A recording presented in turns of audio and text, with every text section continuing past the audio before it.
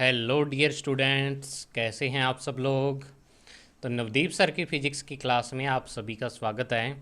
तो देखो बच्चों, अपने चैप्टर सेकंड कंप्लीट कर लिया था। आज अपने करने जा रहे हैं जो पिछले साल बोर्ड के पेपरों में क्वेश्चन आए हुए हैं। और बोर्ड के पेपर कब से लेके कब तक, 2010 से लेके और 2020 तक के जो पेपर हुए हैं बोर्ड के, उनमें जो क्वेश्चंस आए हुए हैं वो सारे अपने डिस्कस करेंगे। तो एक चीज़ यहाँ पे ये ध्यान रख लेना कि आपका जो अब सिलेबस चल रहा है, ये वाला सिलेबस 2018 से लगा था। 2018, 19, 20 तीन सेशन यानी तीन पेपर ऐसे हैं जो इस वाले सिलेबस पर बेस्ड हैं। लेकिन आपको क्वेश्चन तो सारे करने हैं, बोर्ड तो पहले वही था, तो क्वेश्चन तो सारे इंपॉर्टेंट है चाहे कोई सी भी ईयर में आए हुए हों। तो इसमें मैं आपको 10 सालों के क्वेश्चन कंप्लीट करवाऊंगा। तो चलिए स्टार्ट करते हैं अपने आज का वीडियो। तो देखो प्यारे बच्चों, 2018 से पहले एनसीईआरटी वाला सिलेबस था, उससे पहले राजस्थान बोर्ड का ही सिलेबस चलता था। 2010 में मैंने 12th क्लास पास की है, ये तब का क्वेश्चन है। तो उस टाइम दो किताबें लगती थी। तो देखो सिलेबस चाहे कोई भी हो, दो किताबें लगे, एक लगे, सीबीएसई आ जाए, राजस्थान बोर्ड हो, फिजिक्स के टॉपिक तो वही रहेंगे। सीबीएसई वाली बुक उठा के देख लो, एनसीईआरटी वाली, उसमें भी ये सारे टॉपिक ही हैं। गाउस का लो वहाँ पे भी यही है, यहाँ पे भी यही है। तो फिजिक्स, केमिस्ट्री, मैथ, बायो, ये सारे ऐसे सब्जेक्ट हैं जिसमें कुछ भी चेंज नहीं होता है। अगर मान लो सिलेबस आपको कह दें भी चेंज होगा, एनसीईआरटी वाला आ जाएगा, तो 95% सिलेबस आप मान के चलो सेम रहता है, कोई चेंज नहीं आता उसमें। चेंज किस में आता है, एक तो न्यूमेरिकल चेंज हो जाते हैं थोड़े बहुत, और या फिर उसमें कोई एक दो टॉपिक एक आधा जोड़ देते हैं या घटा देते हैं, बस। बाकी सारा सिलेबस वही रहता है। तो आप इसमें मत रहना कि ये वाले पेपर पहले वाले तो हम नहीं करेंगे, ये पहले वाले एग्ज़ाम में आए हुए हैं हम तो नहीं करेंगे। तो वो चीज़ आपको नहीं, हर एक क्वेश्चन इंपॉर्टेंट है, ठीक है। इससे आपको अंदाज़ा हो जाएगा कि बोर्ड के पेपर में कैसे क्वेश्चन आते हैं। और आप ये भी यहाँ पे फील करोगे कि जो न्यूमेरिकल आते हैं ना, जैसे आपको न्यूमेरिकल मैंने करवाए हैं ना बुक वाले, वैसे तो बिल्कुल ही नहीं आते। बिल्कुल ही सिंपल न्यूमेरिकल आते हैं, कोई ज़्यादा हार्ड नहीं आते, ठीक है। तो इस चैप्टर में देखो कि पहले जब 2018 से पहले ये वाला चैप्टर पहले चैप्टर में मिक्स था, यानी पहला दूसरा चैप्टर जो आपके अब पहला और दूसरा बना दिए ना। पहले क्या होता था 2010 में, तो ये पहला दूसरा तीसरा आपका चैप्टर ये एक ही चैप्टर होता था। इसको फिजिक्स फर्स्ट में आते थे और फिजिक्स फर्स्ट में 6 ही चैप्टर होते थे, ठीक है ना। तो अब ये आपके 3 चैप्टर बना दिए एक को ही तोड़ के। तो तब मैंने क्या किया है कि ओनली वहाँ पे जो उस चैप्टर में से क्वेश्चन निकलते हैं, यानी अब जो चैप्टर सेकंड है उसमें से जो क्वेश्चन निकलते हैं इस पेपर में, वो मैंने निकाले हुए हैं। तो देखो पहला जो क्वेश्चन है, वो पहला क्वेश्चन आपको क्या दिया हुआ है, मैंने हिंदी और इंग्लिश मीडियम के लिए सेम ही बनाया हुआ है, ठीक है। एक ही पीडीएफ में हिंदी और इंग्लिश मीडियम को कंप्लीट करा दूंगा। तो आप ब्राउन कलर वाला ये देख लेना, हिंदी मीडियम के क्वेश्चन है ब्राउन कलर में। तो देखो पहला क्वेश्चन क्या आपको दिया हुआ है, 2010 में आया हुआ, कि एक इलेक्ट्रॉन एक अनंत धनात्मक रेखीय आवेश के चारों ओर 0.5 मीटर त्रिज्या के वर्ताकार कक्षा में चक्कर लगाता है, ठीक है। इलेक्ट्रॉन है वो इतनी त्रिज्या के पथ में चक्कर लगा रहा है, और किसके चारों तरफ लगा रहा है, अनंत धनात्मक रेखीय आवेश, मतलब एक तार दी हुई है आपको, उसके चारों ओर लगा रहा है। और इसका रेखीय आवेश घनत्व यानी लैम्डा का मान आपको दे दिया भी इतना है। तो इलेक्ट्रॉन की चाल आपको ज्ञात करनी है, वी का मान आपको ज्ञात करना है। तो ये वाला क्वेश्चन बहुत ही इंपॉर्टेंट क्वेश्चन है, आपकी बुक में भी वैसे दिया हुआ है। 2.11 नंबर एग्जाम्पल देखना आप, जो सॉल्व किया हुआ है बुक के अंदर जो होते हैं चैप्टर के अंदर। तो वहाँ पे रकम चेंज है, बस यहाँ पे रकम थोड़ी सी चेंज कर दी उन्होंने। तो अब देखो इलेक्ट्रॉन जब भी चक्कर लगाएगा, आपको पता है कि ऐसे तार दी हुई है और आपको कहा हुआ है कि इलेक्ट्रॉन इसके चारों ओर वृत्ताकार पथ में चक्कर लगाता है ऐसे, ठीक है। तो आपको एक चीज़ ध्यान होनी चाहिए कि जब भी कोई वस्तु वृत्ताकार गति करती है तो उसको घुमाने वाला एक बल होता है, उसको अभिकेंद्रीय बल कह देते हैं। और वो अभिकेंद्रीय बल अलग से नहीं लगता, कोई ना कोई बल केंद्र की ओर लग रहा होता है और वही बल अभिकेंद्रीय बल का काम करता है। तो अब एक इलेक्ट्रॉन है, जब ये वाला इलेक्ट्रॉन है, इस इलेक्ट्रॉन किसके धनात्मक रेखीय आवेश के चारों ओर चक्कर लगा रहा है, मतलब पॉजिटिव आवेशित तार के चारों ओर चक्कर लगा रहा है। तो ये तार इसको अपनी तरफ आकर्षित कर रही है, मतलब इस पर कौन सा बल लगा रही है, विद्युत बल लगा रही है, जो F = QE होता है। और ये QE यहाँ पे किसका काम करेगा, अभिकेंद्रीय बल, यानी इस QE को अपने किसके बराबर रख देंगे, mv²/r के बराबर रख देंगे। बस इतनी सी बात है, यही कंसेप्ट है इसमें। अब जैसे मान लो आप पिछले साल आपका गुरुत्वाकर्षण वाला चैप्टर था, उसमें उपग्रह वाला टॉपिक किया था। तो उपग्रह को देखो घुमाने का काम वहाँ पे कौन कर रहा था, पृथ्वी का गुरुत्वाकर्षण बल कर रहा था। तो अपने क्या किया था कि जो उपग्रह पर पृथ्वी गुरुत्वाकर्षण बल लगा रही है G/m/r², उसको अपने किसके इक्वल रख दिया था, mv²/r के इक्वल रख दिया था। तो वहाँ से अपने को किसकी वैल्यू मिलती थी, वहाँ पे अपने उपग्रह का कक्षीय वेग निकालते थे। तो बिल्कुल वैसी चीज़ यहाँ पे है कि यहाँ पे इसको घुमाने का काम क्यू ही बल कर रहा है, तो यही यहाँ पे अभिकेंद्रीय बल बन जाएगा और इसको अपने mv²/r के बराबर रख देंगे। तो अब देखो आपको जो जो चीज़ें दी हुई है वो लिख लो। तो कक्ष की त्रिज्या, जिस कक्षा में चक्कर लगा रहा है या फिर तार से जो दूरी है इलेक्ट्रॉन की, वो दूरी है 0.5 मीटर। और जो रेखीय आवेश घनत्व, सॉरी यहाँ पे मैंने सिग्मा लिख दिया, इसको लैम्डा लिखना था, ठीक है, ये सही कर लेना आप, लैम्डा लिख लेना। लैम्डा यहाँ पे 18.2 × 10⁻⁻10। तो इलेक्ट्रॉन की चाल यानी v निकालना आपको। यहाँ पे आप ऐसे मत समझना कि प्रीवियस ईयर वाले सर क्वेश्चन बहुत ज़्यादा लंबा बना दिए PDF, आपके तो 4 ही पेज हैं, टोटल 8 पेज है, इसमें 4 इंग्लिश मीडियम के इंक्लूड ही हैं। तो इंग्लिश मीडियम वाली चीज़ें आप बीच में छोड़ देना, हिंदी वाला आप लिख लेना, ठीक है। मैंने तो कंबाइन ही बनाए हैं इंग्लिश और हिंदी के लिए। तो अब देखो कि इलेक्ट्रॉन आवेशित तार के चारों ओर चक्कर लगा रहा है, इलेक्ट्रॉन पर लगने वाला विद्युत बल F = QE होगा, और यही बल इलेक्ट्रॉन को अभिकेंद्रीय बल प्रदान करता है। तो अभिकेंद्रीय बल प्रदान करता है तो QE किसके इक्वल हो जाएगा, mv²/r के इक्वल। तो आवेशित तार से अब r दूरी पर जो तीव्रता होती है, अब अपने को तीव्रता का फॉर्मूला लिखना है। तो तार के कारण तीव्रता 2k⁻r होती है। तो इस Q इलेक्ट्रॉन पर जो आवेश होता है वो होता है E। तो अब अपने क्या करेंगे, इलेक्ट्रॉन पर आवेश E और जो कैपिटल E का मान है वो 2k⁻r और = mv²/r। तो r से r कैंसिल हो जाएगा नीचे, और v² की वैल्यू आ जाएगी 2k⁻e/m, या v की वैल्यू √2k⁻e/m, ठीक है। तो अब इसमें फॉर्मूला रख दो, 2 × 10⁻9 और लैम्डा 18.2 × 10⁻−10 और e का मान 1.6 × 10⁻19 हो जाएगा। तो अब देखो 9.1 नीचे इलेक्ट्रॉन पर जो द्रव्यमान है, अब इसको काटेंगे तो 2 आ जाएगा। तो 2 × 18 × 36, तो 36 आ गया। 1.6 और 10 की पावर देखो, -10 और -19 -29 और नीचे 31 है। तो जब 31 ये वाली ऊपर जाएगी तो प्लस का हो जाएगा। तो 31 में से 29 गए 2, 10 की पावर 2 रह गया। अब इसको देखो सॉल्व कैसे करना है। सॉल्व आपको ऐसे करना है कि इस 10 की पावर 2 में से एक 10 इसके साथ गुणा कर दो, 10 निकाल के। तो 36 × 16 × 10, अब 36 का अंडर रूट होता है 6, 16 का होता है 4 और अंडर रूट 10 रह जाएगा। और अंडर रूट 10 आपका जो वैल्यू होती है अंडर रूट 10 की वो 3.16 आती है, और 24 × 3.16 यानी 75.84 मीटर पर सेकंड इसका वेग आ जाएगा। अंडर रूट 10 याद रखने का तरीका देखो, अंडर रूट 10 कई जगह काम आता है। अंडर रूट 10 का मान आप ऐसे कह लो भाई पाई के बराबर होता है। पाई² जो होता है ना वो लगभग 10 के बराबर होता है। वैसे तो 9.86 वैल्यू होती है इसकी, लगभग 10 के बराबर मानते हैं इसको। वैसे तो पाई 3.14 होता है। तो आप लगभग, अगर आपको याद भी ना रहे अंडर रूट 10 का मान निकालना, टाइम कम हो, तो आप पाई से याद रख सकते हो। अंडर रूट 10 बराबर पाई होता है, पाई बराबर 3.14, ठीक है। अब नेक्स्ट देखो क्वेश्चन नंबर 2 है।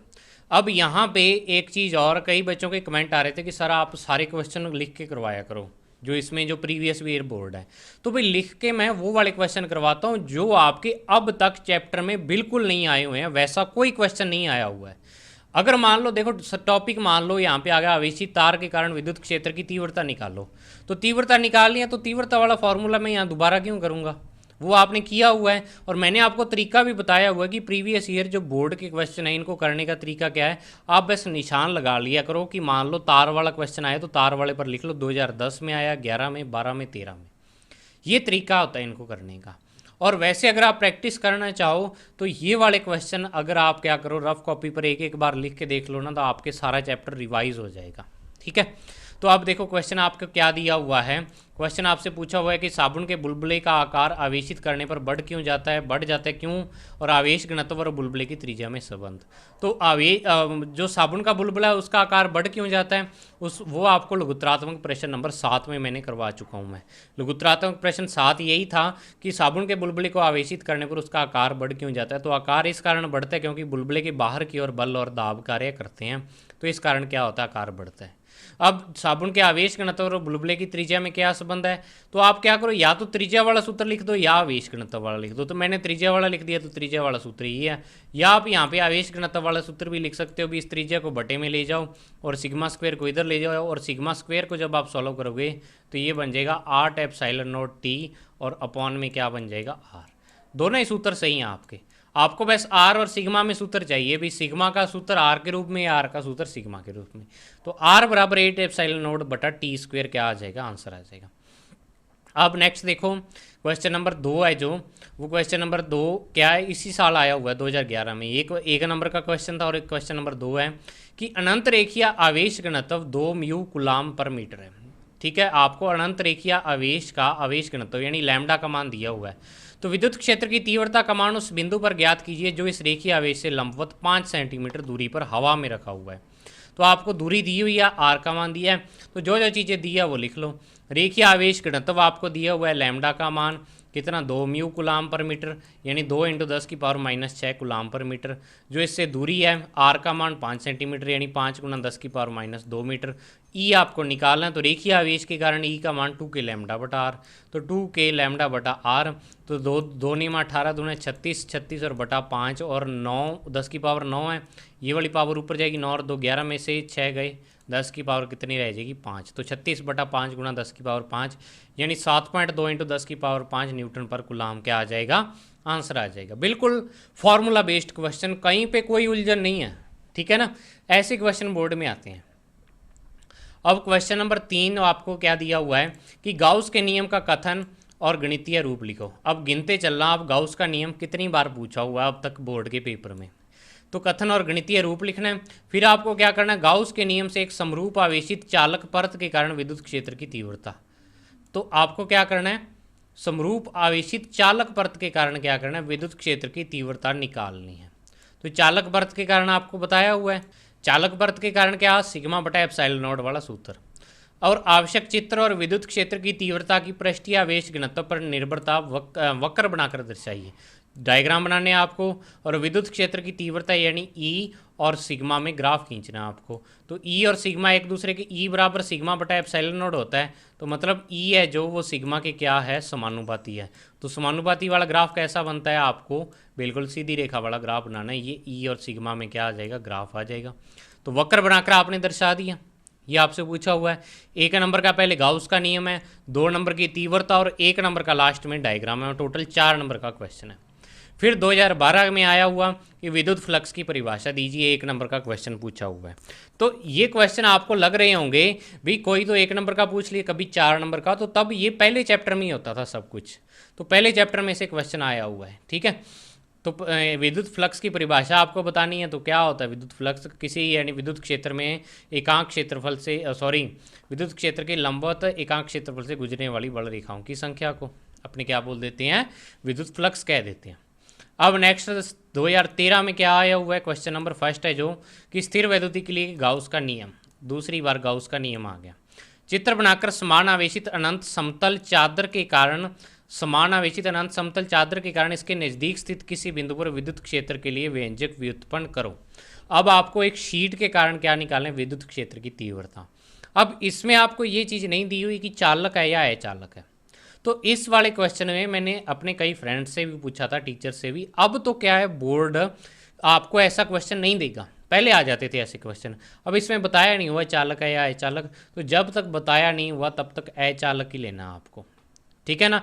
वैसे तो क्वेश्चन गलत है ये, मैं सीधी सी बात बताता हूँ आपको, लेकिन फिर भी इसको अचालक मान के ही सॉल्व करना आपको, क्योंकि 2013 में मेरे भाई ने इसमें किया था, 2013 में पास आउट है वो 12th, तो उससे भी मैंने पूछा था, तो उसने यही बताया था कि अचालक परत इसको मानना है, ठीक है। अब जो देखो 2018 के बाद आप पेपर देखना, अब बोर्ड ऐसी गलती नहीं करता है कभी भी, आपको बताएगा कि चालक है या अचालक परत है, ठीक है।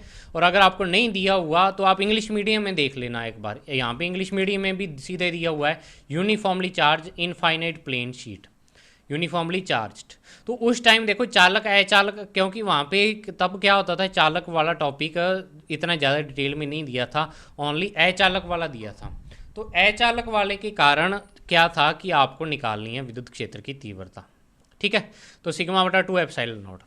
अब ये वाला क्वेश्चन, सेकंड जो क्वेश्चन है न्यूमेरिकल दिया हुआ है सिंपल सा, कि दिए गए चित्र में पृष्ठ से निर्गत विद्युत फ्लक्स का मान लिखो। ये आपको एक पृष्ठ दिया हुआ है, बंद गाउसिया पृष्ठ, इससे विद्युत फ्लक्स का मान लिखना है आपको। तो विद्युत फ्लक्स कैसे निकालते हैं, गाउस के नियम से सिग्मा क्यू बटा एप्सिलॉन नॉट। तो सिग्मा क्यू क्या है, पृष्ठ के अंदर उपस्थित आवेश, तो 2 म्यू माइनस 1 म्यू। मैंने आपको कहा है म्यू को छोड़ना नहीं है, म्यू को आपको लिखना पड़ेगा। म्यू आवेश होता है तो म्यू को साथ में लिखना पड़ेगा। तो 2 म्यू में से 1 म्यू गया, म्यू रह गया और बटा एप्सिलॉन नॉट। तो म्यू बटा एप्सिलॉन नॉट क्या आ जाएगा आपके पास, म्यू का मान तो 10 की पावर माइनस 6 और एप्सिलॉन नॉट ये। तो अब 10 की पावर माइनस 12 को ऊपर लेके जाओगे तो ये क्या बन जाएगा, 10 की पावर 12 और 10 की पावर 6 रह जाएगा। तो आप क्या करो, 10 की पावर 6 में से 10 निकाल लो, तो यहाँ 10 की पावर 5 बचेगा और ये पॉइंट हटा दो तो ऊपर 1000, तो 1000 बटा 885, या इसको 100 बटा 88 भी लिख लो आप, ठीक है। तो 100 बटा 88 इसको सॉल्व कर सकते हो, 50 बटा 44 बनेगा, ऐसे बनेगा, वो ऊपर वाला 50 बटा 44, या फिर इसको 25 बटा 22 बन जाएगा, इससे आगे नहीं कटेगा। तो 25 बटा 22 1.13 इंटू 10 की पावर 5। बिल्कुल सेम ऐसा क्वेश्चन आगे आएगा 2019 के पेपर में, यही सेम क्वेश्चन आएगा, कोई फर्क नहीं है। अब नेक्स्ट देखो क्वेश्चन नंबर 2014 में पहला नंबर क्वेश्चन जो आया हुआ है कि विद्युत फ्लक्स की परिभाषा लिखो। गाउस के नियम द्वारा एक समान रूप से आवेशित अनंत लंबाई के तार के कारण विद्युत क्षेत्र की तीव्रता का व्यंजक और आवश्यक चित्र भी आपको बनाना है। ये 4 नंबर का क्वेश्चन आपसे पूछा हुआ है टोटल। तो दे सकते हो विद्युत फ्लक्स की परिभाषा। 2 चीज़ें इसमें आती हैं बोर्ड में, आपको पक्का याद रखना, विद्युत फ्लक्स की परिभाषा और गाउस का नियम का कथन। बस छोटे क्वेश्चनों में ये क्वेश्चन आपको याद करने ही करने हैं। अब नेक्स्ट देखो आपके पास क्या है, आपसे ये पूछ लिया। तो अब 2015 में आया हुआ क्वेश्चन, गाउस के नियम का कथन लिखना है आपको। तो गाउस के नियम का कथन तो मैंने आपको अभी बताया, गाउस का नियम सिग्मा क्यू बटा एप्सिलॉन नॉट। पूरा कथन क्या हो जाएगा, गाउस के नियम के अनुसार किसी बंद पृष्ठ से, किसी काल्पनिक बंद पृष्ठ से निर्गत फ्लक्स का मान उस बंद पृष्ठ में उपस्थित आवेशों के बीजगणितीय योग और निर्वात की विद्युतशीलता के अनुपात के बराबर होता है। इतना बड़ा स्टेटमेंट आपको लिखना पड़ेगा और नीचे आप लिख देना E dot D S phi is equal to E dot D S is equal to sigma Q बटा एप्सिलॉन नॉट। ये 1 नंबर का क्वेश्चन हो जाएगा। अब नेक्स्ट सेकंड क्वेश्चन 2015 में आया हुआ कि आपको क्या पूछा हुआ है कि 1 सेंटीमीटर त्रिज्या के गोलाकार गाउसीय पृष्ठ के अंदर ±1 म्यू कूलाम आवेश का विद्युत द्विध्रुव स्थित है, तो गाउसीय पृष्ठ से निर्गत विद्युत फ्लक्स का मान लिखो। तो गाउस का नियम लगाओ।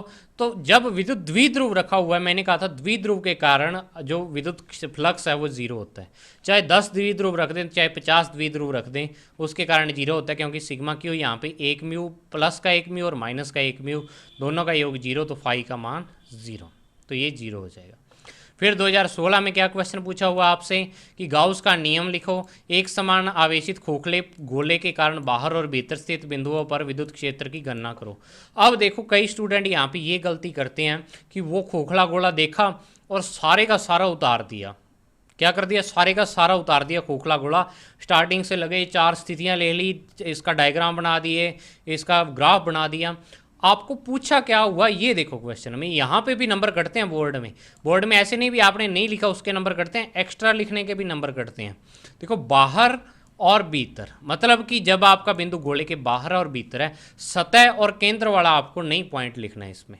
जब आपको बाहर और भीतर स्पेशल दिया हुआ है तब आप लिख सकते हो। अगर आपको ऐसे आ जाए खोखले गोले के लिए विभिन्न स्थितियों पर स्थित बिंदुओं पर विद्युत क्षेत्र की गणना करो, तो विभिन्न स्थितियां आ गई अगर, तो उसमें 4 स्थितियां आ जाएंगी। लेकिन अगर स्पेशल दी हुई है तो स्पेशल में आपको 2 ही लिखनी है, जैसे इसमें दिया हुआ है 2 ये वाली। तो अब इन्हीं के लिए आपको क्या करना पड़ेगा, डायग्राम बनाना है। ग्राफ नहीं पूछा हुआ, ग्राफ नहीं बनाना है आपको, इसमें ग्राफ नहीं पूछा हुआ तो ग्राफ मत बनाओ आप यहाँ पे, ठीक है। तो ये 4 नंबर का क्वेश्चन आपसे पूछा हुआ है, जितनी चीज़ पूछी है उतनी लिख दो। अब 2016 में ये आ गया, 2017 में देखो ये वाला जो चैप्टर है, दूसरा चैप्टर आपका, इसमें से ज़्यादातर बड़ा क्वेश्चन ही आता है। या तो क्या होता है, पैटर्न ये चल रहा था पिछले यानी 2018, 19, 20 में कि पहले और तीसरे चैप्टर में से अथवा में डाल देते थे, या तो पहले और तीसरे में से आता था, दूसरे चौथे में से आता ही नहीं था क्वेश्चन, या दूसरे चौथे में से अथवा में आता था, ठीक है। तो अब आपको क्या है, अथवा में क्वेश्चन आता है, पहले चैप्टर से आता है, पहली यूनिट से आता होता है अथवा में क्वेश्चन, यानी दोनों क्वेश्चन पहली यूनिट से होंगे, पहले दूसरे तीसरा चौथा चैप्टर जो आपकी पहली यूनिट में। तो 2017 में क्या है, स्थिर वैद्युति के लिए कि गाउस का नियम लिखो। गाउस का नियम तीसरी बार आ गया यहाँ पे, और एक समान आवेशित सीधे तार के कारण विद्युत क्षेत्र की गणना, और सीधे तार वाला भी दूसरी बार आ गया है। आवश्यक चित्र भी आपको इसमें बनाना है, ठीक है। तो अब आप इसमें ग्राफ बना सकते हो, आवश्यक चित्र का मतलब ग्राफ भी होता है, ठीक है। तो समझ आया। फिर नेक्स्ट 2017 में 2017 सप्लीमेंट्री का जो पेपर है उसमें उसमें देखो 1 नंबर का क्वेश्चन ही आया हुआ है ये वाला कि समझाइए कि चालक के भीतर विद्युत स्थिर वैद्युत क्षेत्र का मान शून्य होता है। ये 1 नंबर का क्वेश्चन उसमें पूछा हुआ था। तो आपको बताना है चालक के अंदर क्या क्यों जीरो होता है, तो उसका रीज़न मैंने बताया हुआ है। अब देखो ये वाला क्वेश्चन 1 नंबर का है तो आपको एक ही रीज़न बताना होगा। 2 उसमें कारण मैंने बताए थे ना, उसमें से कोई एक कारण बता दो। अगर आपको ये क्वेश्चन ही 2 नंबर का आ गया तो फिर आपको पूरा जो मैंने 1 पेज का क्वेश्चन करवाया था वो सारी डिटेल आपको बतानी पड़ेगी। अगर छोटे 1 नंबर के क्वेश्चन में आता है तो 1 नंबर के क्वेश्चन में आप मैक्सिमम 4-5 लाइनें लिखोगे, मतलब एक कारण लिख दोगे कोई भी। अब 2018 में देखो वो क्वेश्चन आ गया जो आज तक कभी नहीं आया हुआ, ऊपर वाले जो पेपर हैं उनमें कभी भी नहीं आया हुआ कि विद्युत क्षेत्र की तीव्रता की परिभाषा। ये तो पहले चैप्टर का क्वेश्चन है और इसी में मिक्स है। एक आवेशित चालक की सतह पर विद्युत बल और विद्युत दाब के लिए व्यंजक प्राप्त कीजिए और आवश्यक चित्र भी बनाइए। ठीक है, 4 नंबर का क्वेश्चन इसमें पूछा हुआ है। तो दाब और विद्युत बल आपको निकालना, मतलब sigma square upon 2 epsilon not वाला सूत्र आपको निकालना है। और जो इसमें मैंने आपको डायग्राम बनवाया था वो आपने डायग्राम इसमें बनाना है। तो वो वाला क्वेश्चन आ गया। और ये क्वेश्चन मुझे लगता है इस बार 2021 में आ सकता है, इंपॉर्टेंट है 2021 के लिए। अब 2018 सप्लीमेंट्री का जो पेपर था उसमें इस चैप्टर में से देखो कोई क्वेश्चन नहीं आया हुआ, क्योंकि देखो जो आपका पेपर आता है ना वो यूनिट में से बनकर आता है। जैसे पहली यूनिट में से वो 7 नंबर का डालेंगे तो पहली यूनिट में पहला, दूसरा, तीसरा, चौथा चैप्टर है। तो हो सकता है पहले, तीसरे, चौथे में से डाल दिया और दूसरे में से डाला ही ना वो क्वेश्चन। तो ऐसे तो कई स्टूडेंट सोचने लग जाएंगे कि सर ऐसे तो फिर क्या पता चैप्टर ही छोड़ देते आपने। तो ऐसे नहीं करना आपको, कि आपको क्वेश्चन यूनिट में से देते हैं, यूनिट वाइज देते हैं, ना कि चैप्टर वाइज देते हैं। ठीक है। फिर 2019 में आया हुआ इस चैप्टर में से 3 नंबर का क्वेश्चन क्या पूछा हुआ आपसे, स्थिर वैद्युति के लिए गाउस के नियम का कथन। चौथी बार आ गया गाउस का नियम।